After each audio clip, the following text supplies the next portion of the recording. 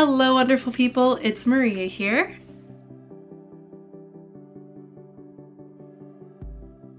Welcome back to my channel, Doing Life with Dibs, where I, Miss Dibs, share some of my thoughts with the internet in hopes of normalizing mental health and self-love topics. Today's video is one that I've wanted to film for a really long time, and it will answer the question, am I a negative person? So maybe you clicked on this video because you've wondered that same question about yourself, or you're just curious as to what makes up a negative person and want to kind of solve that problem in your head.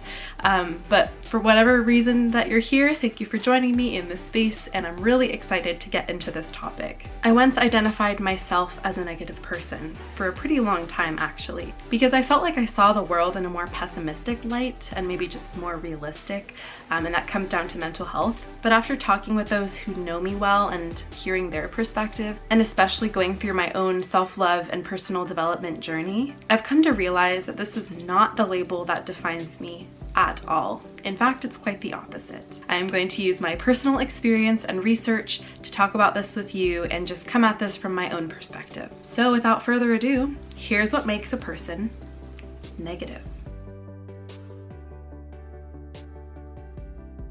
Now allow me to get nerdy really quick, okay? There's a socio-psychological phenomenon called the self-fulfilling prophecy. Maybe you've heard of it. But simply put, the self-fulfilling prophecy states that a person's belief or expectation about something actually makes that belief or expectation become a reality. So this phenomenon really emphasizes just how powerful our thoughts and beliefs are. And basically, if we believe very strongly in something, then that something is much more likely to come true. Self-fulfilling prophecies can be both positive and negative, and they can be from our own perceptions of ourselves or from the perceptions that other people hold about us. Now I'm gonna launch into some negative self-fulfilling prophecy examples so you can really see what I'm talking about here. Say you wake up one morning not feeling very optimistic, and you think to yourself, today's gonna be a terrible day. And guess what? The day ends up being pretty terrible. The coffee that you get at the coffee shop tastes more bitter. The traffic is worse than usual. Your professor's lecture is like extra boring. People are irritating you, etc., etc., etc. Or example number 2, say you hold this belief that you are not a good student and that you're going to fail an exam that's coming up. So you end up procrastinating, not taking the time to study for that test that you know you're gonna fail because, oh, I'm a bad student, so why should I even try?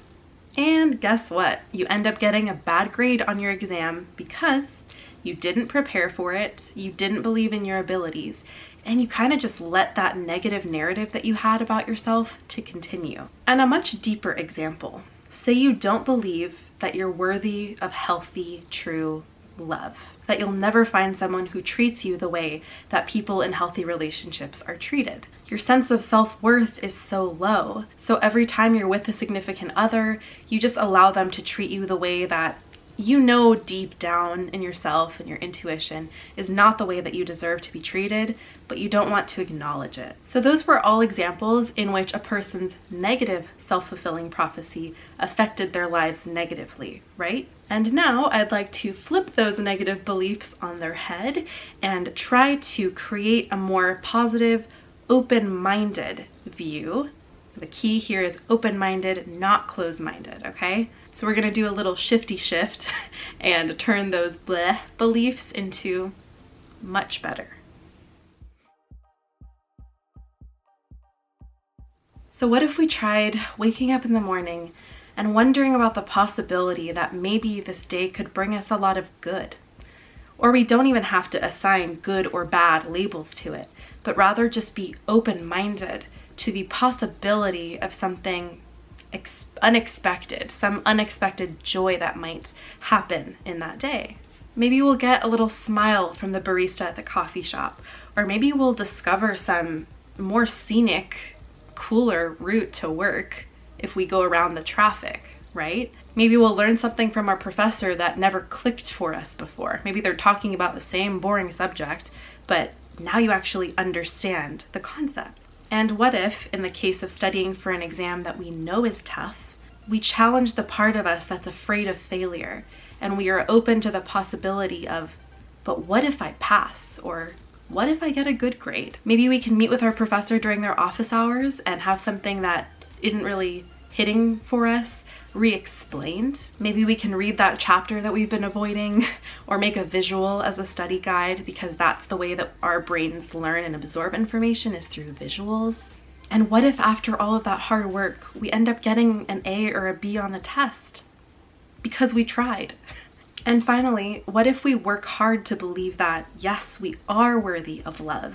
And despite all of our traumas and heartbreaks and less than ideal experiences with love, we work to undo those harmful beliefs that we've carried in our past. And what if we go to therapy or journal, listen to podcasts, and read interesting, mind-boggling books of concepts that can help us grow and realize that this does not have to be our reality forever? Maybe we can be our own advocate and vow to never be mistreated by a loved one again, and hold a certain standard so that maybe someone can show us that they are going to treat us with the care and respect that we so deeply deserve.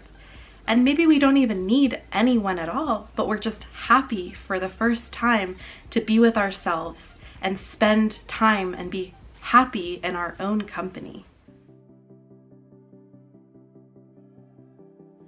Now, if you're seeing that strong shift in perspective between the negative and positive beliefs that I've just presented, then you are getting the whole point of this video. And that is that a negative-minded person is someone who believes that they're negative in just the same way as a positive-minded person believes that they are positive. And you might be rolling your eyes right now thinking, Maria, really? Like that's what you're trying to tell us right now, is that we just have to believe that we're positive and then we'll be a positive person? Yeah. As a person who struggled a lot with intrusive negative thoughts and really like deep-rooted self-worth issues by having diagnosed depression and anxiety, I know how hard it is to just look on the bright side and repress all of those really all those readily available negative thoughts that arise. I know how hard it is to push those away because I've done it for so many years. And that was the old me who allowed those negative thoughts to take over me. But I've changed. I have to say it. I still struggle with my thoughts sometimes, and honestly, we can't control all of our thoughts. That's impossible. But what matters is that we try. Every day we get up, and instead of telling ourselves, well, these are all the bad things that can happen today, we ask ourselves, what's the best thing that could happen today? What is the most amazing thing, the most beautiful thing that could come out of this situation? Why does it always have to be what's the worst case scenario when we can think of the plethora of things that life has to offer us? To be clear, this is all of it, easier said than done. But our beliefs and our perceptions about ourselves are truly the most influential part of what shapes our lives. The thing is, our circumstances are not always in our control, and bad things will happen here and there and we can't really do anything about it, but it's the way that we approach those trying times that shapes us into who we are and makes those situations a lot easier to deal with. And this is the part of the video that's a little bit more helpful and applicable to your life, right? We've talked about what causes those self-fulfilling prophecies and what makes us into a more negative or a more positive person. And here I'm going to give just a few practical tips. To reiterate, self-growth and personal development is not an overnight process, so you have to commit to it.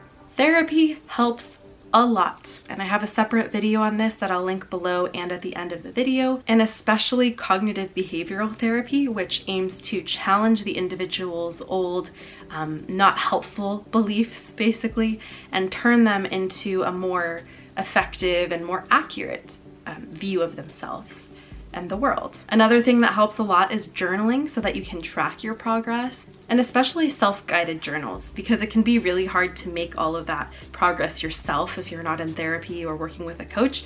But self-guided journals like these workbooks, The Gift of Self-Love has been my absolute favorite recently. I'll link it down below. Not sponsored, obviously. I love Mary and all of her work, and it's really helps me become more open-minded about my body, my inner self-worth, everything.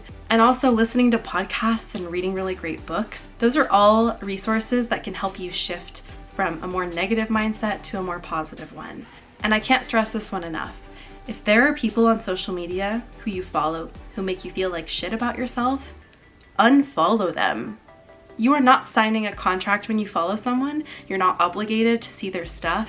This is why I don't follow any of the Kardashians personally, because I know when I look at their photos, I feel like crap about my body. I don't feel good about myself, and I log off of Instagram just not feeling as good as when I got on there, which is actually a lot of social media, so we have to be careful and kind of protect ourselves throughout this. And I just don't follow like influencers who travel for a living and don't post anything real, because like that's not reality. They're dealing with things that they just don't share, and social media is a place where a lot of people pool in their successes and all of their accomplishments and their vacations, and they don't talk about the shit that keeps them up at night. They don't talk about all the real stuff.